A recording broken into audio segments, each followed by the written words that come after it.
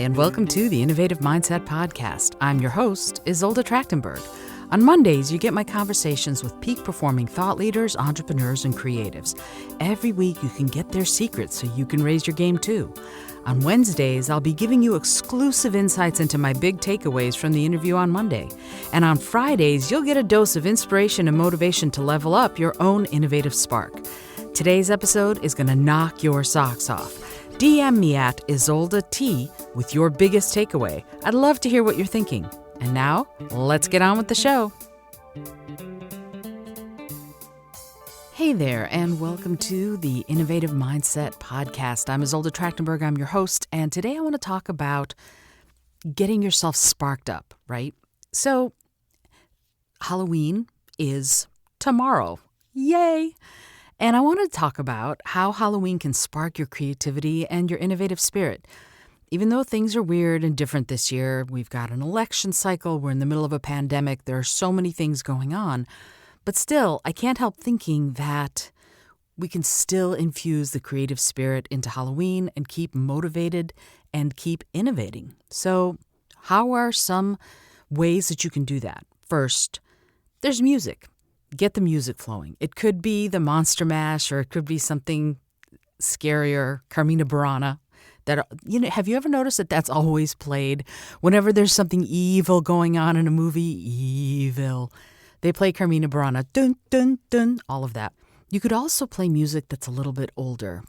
Halloween is an ancient holiday, but it got sort of prominence in the 19th century in England when people would gather on the night right around October 31st. It was commonly associated with the last harvest festival, where people would harvest their crops for the year before sort of hunkering down for winter. Anyway, so one of the things that kids would do is they'd walk from house to house and they would ask for soul cakes. Soul cakes are kind of like little biscuits with often either raisins or some kind of berry, making a little cross on top of the biscuit. It was known as a soul cake. So kids would walk from house to house in their villages and towns, and they would wear costumes, and they would ask for soul cakes, and they would sing this song called Soul Cake. So if you want a quick listen to that, I'm going to play you my version of it. I do this Halloween presentation at companies and events and colleges and schools talking about the history of Halloween because it's such an interesting holiday and because you get to be so creative in your costuming and in the things that you get to do.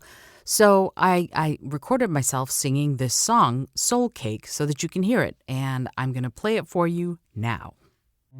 Soul cake, please good Mrs. A soul cake, an apple, a pear, a plum, or a cherry, any good thing to make us all merry. Soul cake, please good Mrs. A soul cake, an apple, a pear, a plum, or a cherry, an apple, a pear, a plum, or a cherry, please good Mrs. A soul cake. An apple, a pear, a plum, or a cherry, an apple, a pear, a plum, or a cherry, an apple, a pear, a plum, or a cherry, please good Mrs. A soul cake. An apple, a pear, a plum, or a cherry, an apple, a pear, a plum, or a cherry, any good cake to make us all merry. Please good Mrs. A soul cake.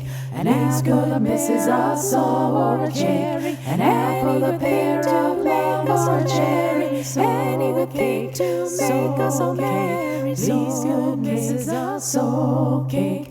An apple, a Mrs. A plum, or a cherry, an apple, a pear, to make us all cherry, any good cake to make us all merry. Soul cake, soul cake, soul cake, soul.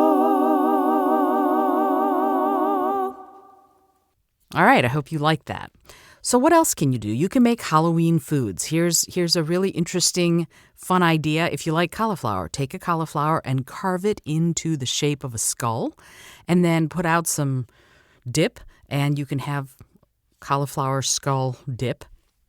You can also make a Swamp Thing monster out of avocados, make guacamole, and then put 2 black olives and pimentos in for eyes so that you can sort of get creative with this idea. I know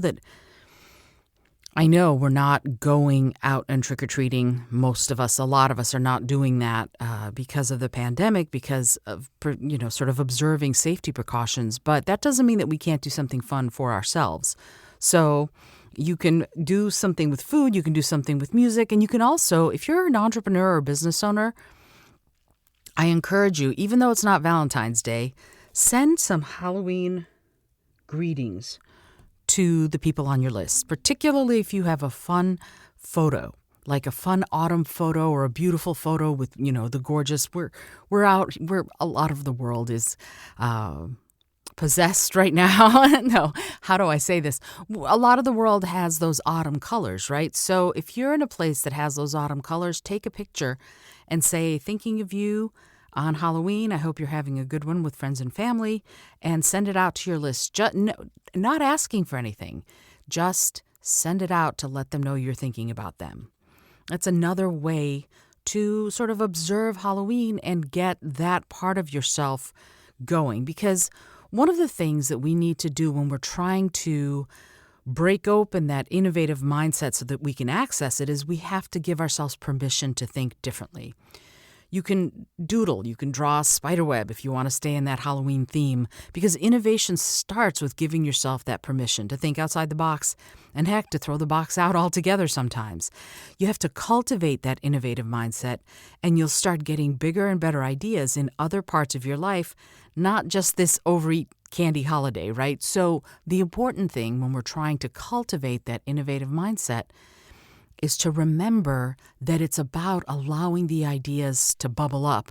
And we get that place, into that place of ideas bubbling up when we open ourselves to those ideas.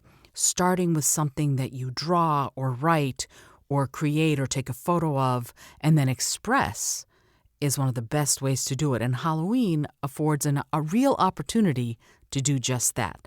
So if you do any of that, or if you take a photo, or if you doodle, or if you create a skull and crossbones out of a cauliflower and some broccoli, take a picture of it and drop me a line with it, or tag me in a post at @IsoldaT on Instagram.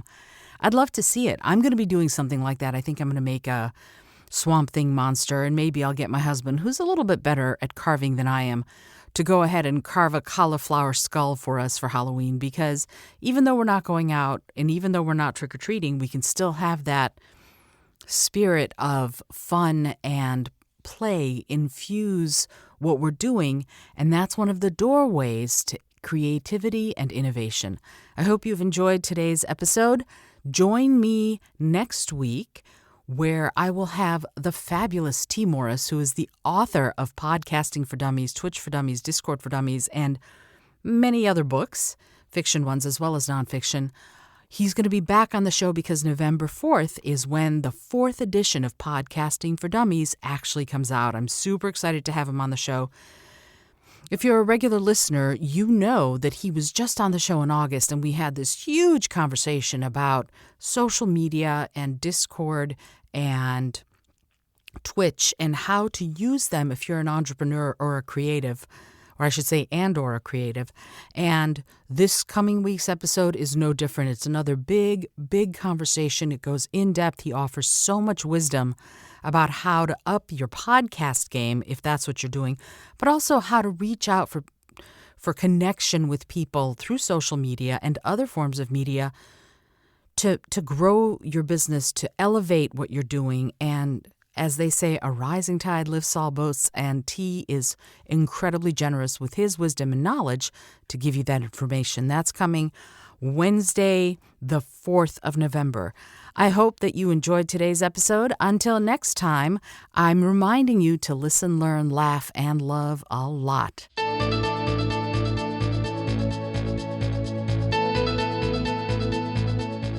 Thanks so much for joining me today. I really appreciate you being here. Today's episode was produced by Isolde Trachtenberg and is copyright 2020. As always, please remember this is for educational and entertainment purposes only. Past performance does not guarantee future results, although we can always hope. Until next time, this is Isolde Trachtenberg, and I send you all of my love.